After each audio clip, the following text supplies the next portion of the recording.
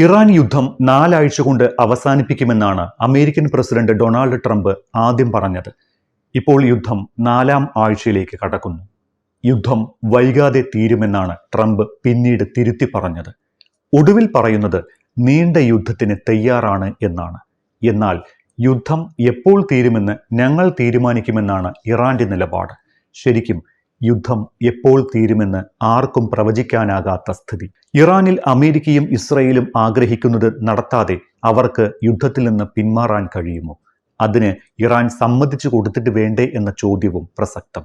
Russia Ukraine യുദ്ധം പോലെ ഇതും വർഷങ്ങളോളം നീളുമെന്ന ആശങ്കയുണ്ട്. യുദ്ധം എന്നവസാനിച്ചാലും അത് എങ്ങനെയാകും അവസാനിക്കുക, ആരാകും വിജയ് എന്നീ ചർച്ചകൾ പല പ്ലാറ്റ്ഫോമുകളിലും നടക്കുന്നുണ്ട്. പരമ്പരാഗത യുദ്ധമുറകൾ അവലംബിച്ചിട്ടില്ലാത്ത ഈ യുദ്ധത്തിൽ ആര് ജയിക്കും എന്നതിന് ഉത്തരം കണ്ടെത്തുക ബുദ്ധിമുട്ടാണ്. ഈ യുദ്ധത്തിൽ ആരാണ് നിലവിൽ മുന്നിലെന്ന് മാത്രമേ നമുക്ക് ഇപ്പോൾ പറയാൻ കഴിയൂ. കഴിഞ്ഞയാഴ്ച ട്രംപ് നടത്തിയ പ്രസംഗത്തിൽ 13 സെക്കൻഡിനുള്ളിൽ കുറഞ്ഞത് 5 തവണയെങ്കിലും ഇറാനെതിരായ വിജയം പ്രഖ്യാപിച്ചു. ഇറാനികൾ യുദ്ധത്തെക്കുറിച്ച് വളരെ വ്യത്യസ്തമായ അനുഭവമാണ് അമേരിക്കയ്ക്ക് നൽകിയത് എന്ന കാര്യം മറന്നതുപോലെയായിരുന്നു ട്രംപിന്റെ സംസാരം. ഇറാനി നേതാക്കൾ പറയുന്നത് അഭിമാനകരമായ ചെറുത്തുനിൽപ്പ് നടത്തിയെന്നാണ്.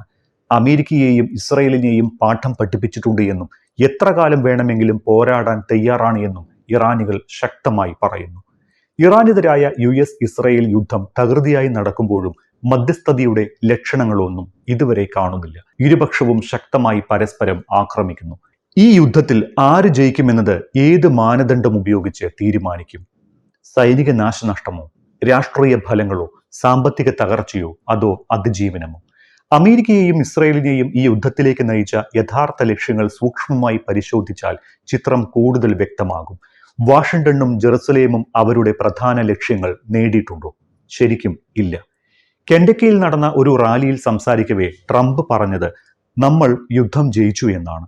പിന്നീട് അദ്ദേഹം പെട്ടെന്ന് പറഞ്ഞു, നമ്മൾ നേരത്തെ പോകാൻ ആഗ്രഹിക്കുന്നില്ല, അല്ലേ, നമ്മൾ ജോലി പൂർത്തിയാക്കണം എന്ന്. ട്രംപിന് യാഥാർത്ഥ്യം മനസ്സിലായി തുടങ്ങിയെന്ന് സാരം. ഫെബ്രുവരി 28-ന് ഇസ്രയേൽ സംയുക്ത ആക്രമണത്തോടെ ആരംഭിച്ച ഇറാൻ യുദ്ധം 20-ാം ദിവസവും പിന്നിട്ടു.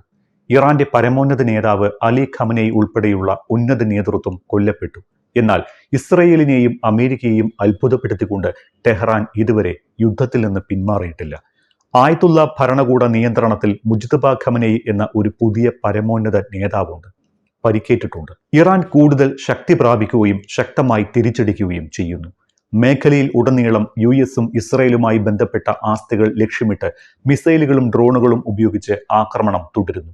6 മാസം നീണ്ടു നിൽക്കുന്ന പോരാട്ടം നിലനിർത്താൻ കഴിയുമെന്ന് ഇറാനിയൻ ഉദ്യോഗസ്ഥർ പറയുന്നു. ഇറാൻ ഒരു നീണ്ട യുദ്ധത്തിന് പോലും സന്നദ്ധത പ്രകടിപ്പിച്ചിട്ടുണ്ട്. അമേരിക്കയുടെയും ഇസ്രയേലിന്റെയും പ്രാരംഭ ലക്ഷ്യങ്ങൾ വ്യക്തമായിരുന്നു. ഇറാന്റെ നേതൃത്വത്തെ ശിരച്ഛേദം ചെയ്യുകയായിരുന്നു ഫെബ്രുവരി 28-ലെ ഇസ്രയേൽ ആക്രമണങ്ങളുടെ ലക്ഷ്യമെന്ന് റിപ്പോർട്ടുകൾ പറയുന്നു. അലി ഖമനേയിയും ഇസ്ലാമിക് റവല്യൂഷണറി ഗാർഡ് കോപ്സിന്റെ അഥവാ IRGC മുതിർന്ന കമാൻഡർമാരും ഉൾപ്പെടുന്ന ഉന്നത കമാൻഡ് ഘടനയെ ഇല്ലാതാക്കുന്നതിലായിരുന്നു ശ്രദ്ധ. പിന്നെ വിശാലമായ സൈനിക ലക്ഷ്യങ്ങളും ഉണ്ടായിരുന്നു.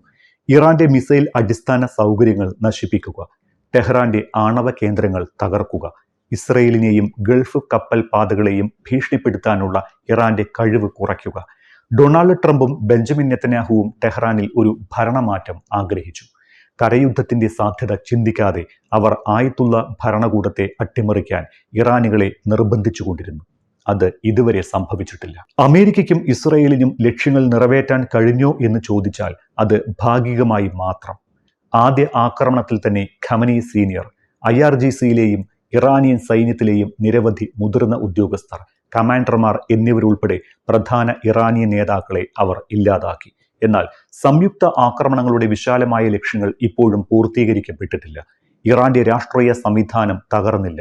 അധികാരം വേഗത്തിൽ പരിവർത്തനം ചെയ്യപ്പെട്ടു.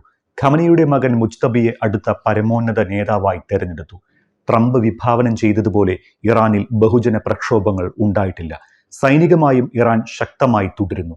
Institute for the study of വാർ പ്രകാരം ഇസ്രയേലിനും UAE ഉൾപ്പെടെയുള്ള മറ്റ് ഗൾഫ് രാജ്യങ്ങൾക്കു നേരെ ടെഹ്റാൻ മിസൈലുകളും ഡ്രോണുകളും വിക്ഷേപിക്കുന്നത് തുടരുകയാണ്. US think tank institute for the study of വാർ നടത്തിയ വിലയിരുത്തലിൽ 1-ലധികം മിസൈൽ ആക്രമണങ്ങൾ, സെഡ്ജിൽ ബാലിസ്റ്റിക് മിസൈൽ, തുടർച്ചയായ ഡ്രോൺ ആക്രമണങ്ങൾ എന്നിവ ഇറാൻ നടത്തിക്കൊണ്ടിരിക്കുന്നു. മാത്രമല്ല, ഇറാന്റെ ആണവ കേന്ദ്രങ്ങൾക്ക് കേടുപാടുകൾ സംഭവിച്ചിരിക്കാം, പക്ഷേ അവ നശിപ്പിക്കപ്പെടുന്നില്ല. പതിറ്റാണ്ടുകളായി ഇസ്രായേലിന്റെ പ്രധാന ലക്ഷ്യങ്ങളിൽ ഒന്നുകൂടിയായിരുന്നു ഇത്. ഹോർമൂസ് കടലിടുക്ക് ഇപ്പോഴും അസ്ഥിരമായി തുടരുന്നു. കപ്പലുകൾ കുടുങ്ങിക്കിടക്കുന്നു. ആഗോള ഊർജ വ്യാപാരം തകരാറിലായിരിക്കുന്നു. എണ്ണവില കുതിച്ചുയർന്നു. US തന്ത്രത്തിലെ നിർണായക പരാജയ ഘട്ടമായാണ് ഇതിനെ വിദഗ്ധർ വിശേഷിപ്പിക്കുന്നത്. ആഗോള എണ്ണ വിതരണത്തിന്റെ 1/5 ഭാഗത്തെ ഈ തടസ്സം ബാധിച്ചു. ഇനി ടെഹ്റാന്റെ വീക്ഷണകോണിൽ നിന്ന് നോക്കിയാൽ ഒരു പരിധിവരെ അവർ വിജയിച്ചു കഴിഞ്ഞു. യുദ്ധത്തെ അതിജീവനത്തിന്റെ സമരമായി രൂപപ്പെടുത്താൻ അവർക്ക് കഴിഞ്ഞിട്ടുണ്ട്. ഒരു നീണ്ട യുദ്ധം ചെയ്യാൻ കഴിയുമെന്ന് ഇറാനിയൻ ഉദ്യോഗസ്ഥർ ആവർത്തിച്ചു പറയുന്നു. യുദ്ധം വിജയിച്ചില്ലെങ്കിലും തോൽക്കില്ല എന്ന് അവർ ഉറപ്പാക്കുന്നു. ശത്രുവിന് ഇതിനകം തന്നെ ഉയർന്ന ചെലവുകൾ വരുത്തിയെന്ന് ഇറാനിയൻ നേതാക്കൾ അവകാശപ്പെടുന്നു. ഇറാൻ തിരിച്ചടി നൽകുന്നത് ഇസ്രയേലിന് മാത്രമല്ല, അമേരിക്കയുടെ സഖ്യകക്ഷികളെയും ആക്രമിക്കുന്നു. ഗൾഫിൽ ഉടനീളമുള്ള US താൽപ്പര്യങ്ങളുമായി ബന്ധപ്പെട്ട ലക്ഷ്യങ്ങൾ ഇറാൻ ആക്രമിച്ചു. ഗൾഫ് രാജ്യങ്ങളിലെ അമേരിക്കൻ സൈനിക താവളങ്ങൾ പ്രധാനമായും ആക്രമിക്കപ്പെട്ടു.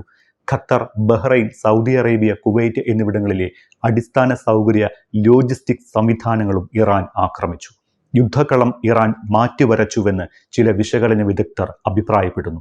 നേരിട്ടുള്ള ഏറ്റുമുട്ടലിന് പകരം അവർ മിഡിൽ ഈസ്റ്റിൽ ഉടനീളം സംഘർഷം വ്യാപിപ്പിക്കുകയാണ്. സമുദ്ര തടസ്സം, ഊർജ സമ്മർദ്ദം, പ്രോക്സി ആക്രമണങ്ങൾ തുടങ്ങിയവയിലൂടെ നിരവധി രാജ്യങ്ങൾ ഉൾപ്പെടുന്ന വലിയൊരു മേഖലയെ സമ്മർദ്ദത്തിലാക്കി. ഇവയ്ക്ക് യുദ്ധകളത്തിലെ ആധിപത്യം ആവശ്യമില്ല. പ്രശ്നം നിലനിർത്തിക്കൊണ്ട് നിലകൊള്ളാനുള്ള സഹിഷ്ണുതയാണ് ആവശ്യം. മധ്യപൂർവ്വദേശത്ത് യുദ്ധം എത്രത്തോളം നീണ്ടു നിൽക്കുന്നുവോ അത്രയധികം അത് ഇറാന്റെ അതിജീവനത്തിന്റെ തന്ത്രത്തെ അനുകൂലിക്കുന്നു. തിരിച്ചടികൾക്ക് ശേഷവും ഇറാനിയൻ ഭരണകൂടം പിന്മാറാൻ സാധ്യതയില്ല. കാരണം ഭൂമിശാസ്ത്രം, സമയം എന്നിങ്ങനെ നിരവധി അനുകൂല കാര്യങ്ങൾ അവർക്കുണ്ട്. ഇറാന് കൂടുതൽ രാജ്യങ്ങളെയും പ്രദേശങ്ങളെയും ലക്ഷ്യം വെക്കാൻ കഴിയും. യുദ്ധം കൂടുതൽ നീണ്ടു നിൽക്കുന്തോറും മറ്റെല്ലാവർക്കും യുദ്ധച്ചെലവ് വർദ്ധിക്കും. ഇറാന്റെ സാമ്പത്തിക നഷ്ടവും മരിച്ചവരുടെ എണ്ണവും കുത്തനെ ഉയരുകയാണ്. സ്ത്രീകളും കുട്ടികളും ഉൾപ്പെടെ 1800-ലധികം പേർ മരിച്ചതായി ഇറാനിയൻ അധികൃതർ റിപ്പോർട്ട് ചെയ്തു. സാമ്പത്തികമായി മിഡിൽ ഈസ്റ്റിലെ യുദ്ധത്തിന്റെ ആഘാതം വളരെ വലുതാണ്. ആഗോളതലത്തിൽ അത് അനുഭവപ്പെടുകയും ചെയ്യുന്നു. തടസ്സങ്ങൾ നീളുമെന്ന ഭയത്തിൽ എണ്ണവില കുതിച്ചുയർന്നു. ഹോർമൂസ് കടലിടുക്ക് ഇപ്പോഴും ഏറ്റവും വലിയ അപകട ബിന്ദുവാണ്. ഇറാനിയൻ പ്രതിനിധിയായ യമനിലെ ഹൂത്തികൾ യുദ്ധത്തിൽ ചേരുമെന്ന് ഭീഷണിപ്പെടുത്തുന്നത് മറ്റൊരു തന്ത്രപ്രധാനമായ കടലിടുക്കായ ബാബ് എൽ മന്ദേബിനെ ശ്വാസം മുട്ടിച്ചേക്കും. ഈ 2 കടലിടുക്കുകളും ഞെരുക്കപ്പെട്ടാൽ അത് വലിയ പ്രതിസന്ധിയാകും. ഊർജ വിതരണ തടസ്സങ്ങൾ ഇതിനകം ആഗോള വിപണികളെ ബാധിച്ചിട്ടുണ്ട്. ഷിപ്പിംഗ് റൂട്ടുകളിൽ മാറ്റം വരുത്തിക്കൊണ്ടിരിക്കുകയാണ്. ടാങ്കറുകളുടെ ഇൻഷുറൻസ് ചെലവുകൾ കുതിച്ചുയർന്നു. ഓഹരി വിപണികളിൽ അസ്ഥിരത പ്രകടമാണ്.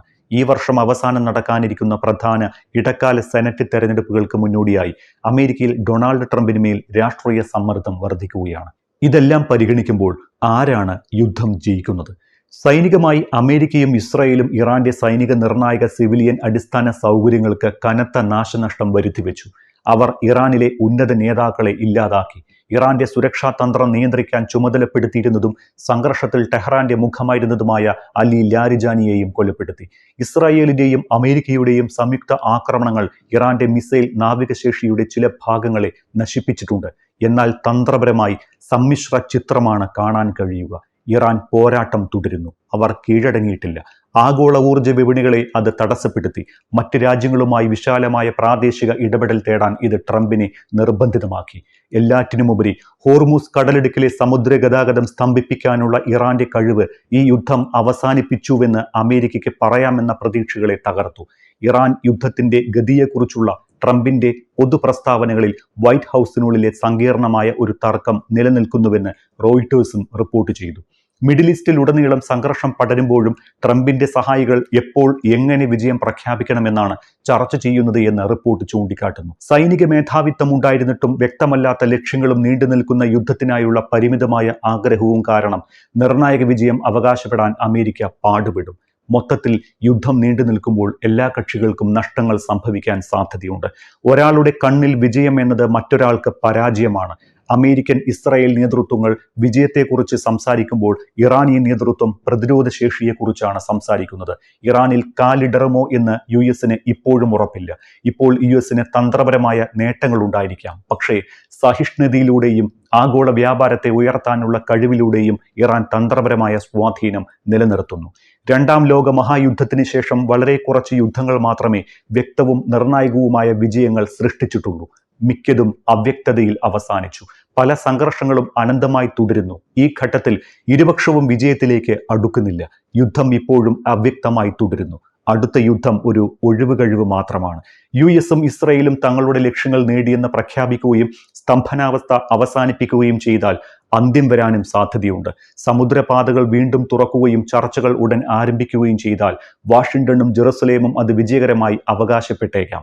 സംഘർഷങ്ങൾ മാസങ്ങളോളം നീണ്ടുനിന്നാൽ ഇറാൻ അതിൻ്റെ അതിജീവനത്തെ തങ്ങളുടെ വിജയമായി കണക്കാക്കിയേക്കാം. നിലവിൽ ഇസ്രായേലി അമേരിക്കൻ സംയുക്ത ആക്രമണങ്ങൾ തുടരുകയാണ്. ഇറാനിയൻ പ്രതികാരവും തുടരുന്നു. കൃത്യമായി ആരും ജയിച്ചിട്ടുമില്ല, തോറ്റിട്ടുമില്ല.